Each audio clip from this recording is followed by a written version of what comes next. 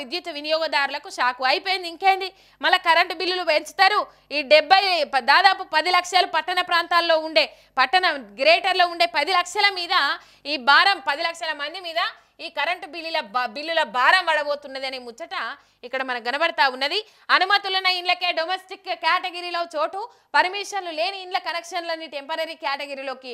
ఇక TG SCP ఎస్డిసిఎల్ నిర్ణయంతో భారీగా పెరగనున్న బిల్లులు ఏకంగా 2-3 రెట్లు పెరిగే అవకాశం. గ్రేటర్లో 10 లక్షల మంది వినియోగదారులపై భారం అని చెప్పేసి ఇక్కడ వార్త చూస్తూ ఉన్నాం. మొత్తం మీద ఈ పరిస్థితి చూస్తూ ఉన్నాం. ఇది ఇక కరెంటు బిల్లులు ఏమున్నది, 10 ఇండ్లకో 15 ఇండ్లకో ప్రీ కరెంట్ ఎత్తారు కదా, ఆ ప్రీ కరెంట్ అంతా ఇక వీళ్ళ మీద రుద్దుతారు, అయిపోతుంది, భర్తీ చేస్తారు అన్నట్టు. మళ్ళీ ఆ భర్తీ చేసిన దాంట్లో కూడా ఆ భర్తీ చేసిన పైసలు జేబుల లెక్క పోతాయి.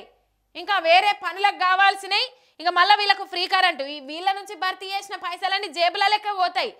ఇప్పుడు ఫ్రీ కరెంటు మళ్ళీ ఇవ్వాలంటే ఇత్తనే లేనట, సగం ఊర్లకు అత్తనే లేవట, సగం ఊర్లో ఒక పక్క అత్త ఒక పక్క అత్త లేదట, ఒక ఇంటికి అత్త 4 ఇంట్లకు అత్తనే లేదట. ఇట్లనే ఉన్నదట కథ మొత్తం.